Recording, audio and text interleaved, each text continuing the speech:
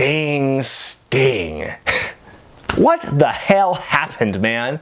After WCW went under, you spent more than a decade ducking WWE. You knew what happened to guys like DDP and Scott Steiner and Booker T and Goldberg when they went there. You decided to spend the last of your good years in TNA of all places, yet after all that, you came to McMahon Land with the promise of big fanfare and candy, and you wind up looking like an idiot.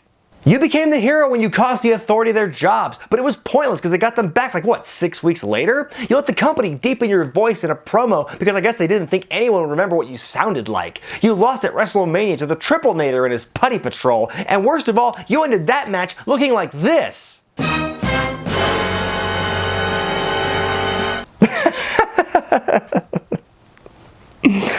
Oh man.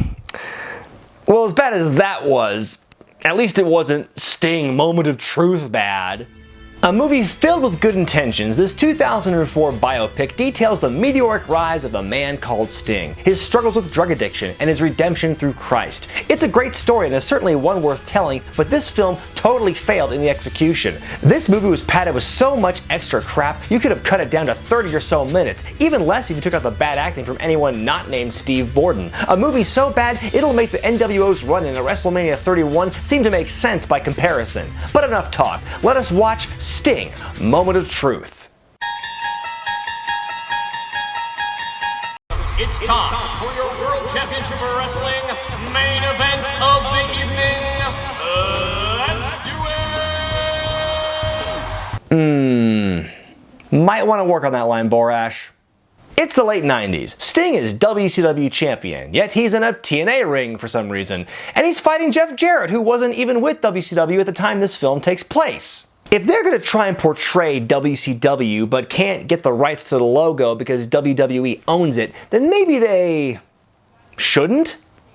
After his match, Sting is interviewed by the most nervous, frumpiest looking newspaper reporter in the world. The door was open. They said it was okay. Well, here you go. Good God, man, it's Sting, not the Pope. Take a breath. Here the Stinger begins to tell the story of his upbringing. I'm talking about beaches. I'm talking about sand. I'm talking about sunshine. Here's the first of many montages that occur in this movie. If you're a montage enthusiast, I hope you have your pants on, because this movie is Montage City. You can't go 5 freaking minutes without a barrage of gratuitous stock footage.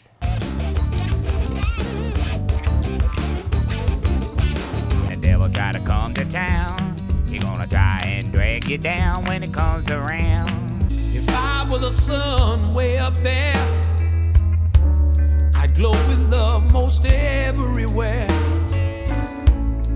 We get a glimpse at Sting's early days as a wrestler, teaming with Jim Hellwig as part of the Freedom Fighters. Hellwig is played by Triton from TNA, who, now that I think about it, looks more like Sting than the guy playing Sting. Also, the difference in height between the two is not only laughable, it's inaccurate. Sting was always taller than Warrior in real life, not the other way around. They couldn't get lifts for the poor kid? Hey, baby. How are you? I don't know where we are. It ain't California, though. Oh, now I know why there's so many montages in this film. Young Sting's acting is terrible. I wasn't expecting Olivier, but this is the first real bit of acting we get from this guy, and man is it awful. It doesn't help they're just showing one side of this boring pedestrian phone call. I'd rather watch Roman Reigns read the phone book. Eventually, Sting and Warrior split up, and the Stinger takes his new face paint and ill-fitting tights to new heights in professional wrestling. The interview with the newspaper guy wraps up, and we move on to another time-billing segment where we see Sting defend the WCW title against... The what? Oh, come on, really? Abyss? Would it kill him to at least try and be historically accurate in this picture? As time goes on, Sting falls deeper into despair due to his addictions.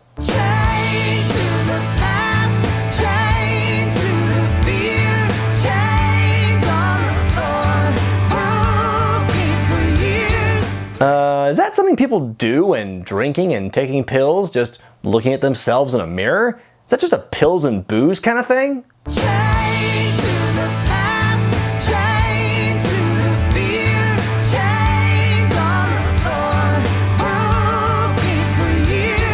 And And the man that has the entire wrestling world talking is the mysterious crow-faced warrior Sting. Not since Hulkmania hit has one guy brought so much attention to the sport. Yes, who can forget Hulkmania in the WWFF with characters like Andrew the Giant and Bad News Black. These WCW montages are so disjointed. He's on pay-per-view, he's on Nitro, he's on pay-per-view again, now he's on the new Nitro set for some reason. That's all one montage I'm showing you. Is this supposed to be one event? Is it representative of the passage of time? These WCW clips are ridiculous. There's no flow. Nothing makes sense. It's kind of like, oh, I don't know. No, man, no. Go away. No, it's too easy. It's too easy. I was invited to go to this big thing called Promise Keepers with my brother Jeff. It was 40,000 men in one place, and it seemed like every speaker was talking right to me. Who is Sting talking to here? That bit with the reporter ended ages ago. Sting's lifestyle causes a strain on his marriage, and his wife grows suspicious. What? Am I alone? You gotta be kidding me. You know, it doesn't matter which Sting is doing the talking in this movie, one-sided phone calls are still boring as hell. You gotta be kidding me. Please. I don't know what's more bizarre, that abrupt transition or the image of Sting in a suit. In our 50th montage of the film thus far, we see Sting shilling for his merchandise, from action figures to flags to cars to monkeys to, okay, that's actually kind of cool, to commemorative plates. Yes, commemorative plates are my shit.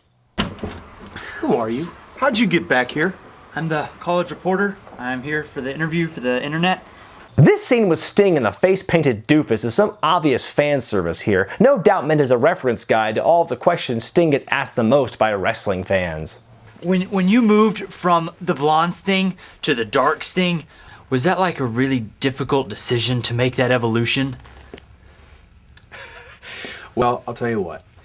Yes and no. Yes, because the wheel wasn't broken, so why try to fix it? And no, it wasn't a hard decision because wrestling was changing, and wrestling fans were changing. Okay, hang on for a second. Sting, remember way back a few seconds ago when you said that the wheel wasn't broken? Well, what you said immediately following that just kind of undid that entire argument. You've been involved in some really great angles like NWO, Horseman and Flair, Luger. Oh, so was Luger just an angle unto himself then? The interview leads to a montage of clips from Sting's match with Hulk Hogan at Starrcade 97. You know, the one where Sting's paint comes and goes on a whim, where Bret Hart shows up, leaves, and shows up again. Hogan's knees were bad. My personal life was a mess. So I think both those things combined probably didn't quite measure up to the hype. Right, it was Hogan's knees and your personal problems that made the match not live up to the hype, not the fact that the referee screwed up the finish. Another night, another town, and Sting finds himself locked out of the arena and down a scary path.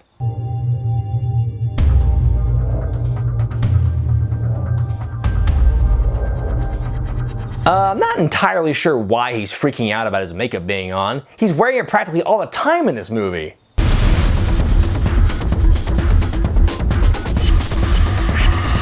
Damn it, who put mescaline in his bottle of Surge again? Sting finds himself strapped to a gurney where creepy and mysterious figures rip open his jacket, then close it again, then rip it back open. No! God help me! Yes, God help me! Won't someone find a decent editor for this movie?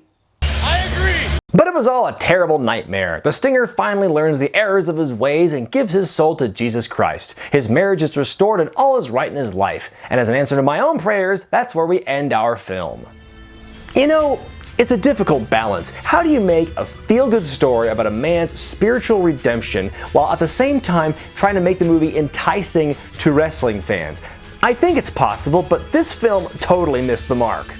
Sting Moment of Truth did such a ham-fisted job at trying to appeal to fans of Sting's in-ring work, I think it actually hurt the other part of the story, the man's personal journey through addiction and depression and his coming out on the other side a changed man. I have to reiterate, that's a great story, but the montage barrage, random wrestling breaks, and some of the most blatant use of file footage I've ever seen just comes off as pure laziness. At least the wrestlers shown in the WCW footage got credited for their troubles, like Ric Flair.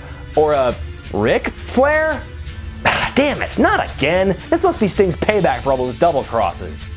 I think I'm going about this the wrong way. Clearly this film is not for wrestling fans, because anyone who actually follows Sting's work probably won't learn anything they didn't already know. The filmmakers obviously didn't care about the wrestling. Look at how little effort they made in hiding that Sting was actually wrestling TNA talent in a movie that took place when TNA didn't exist. They just wanted to tell the story of a man who lived the rock and roll lifestyle and how he changed his ways. He just happened to be a wrestler. But even if you look at it that way, the acting, editing, and storytelling is just awful.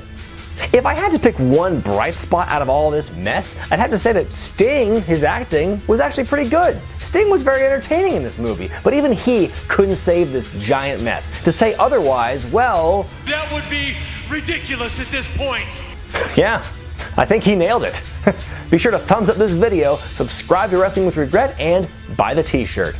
I'm Brian Zane, and I'll see you next time.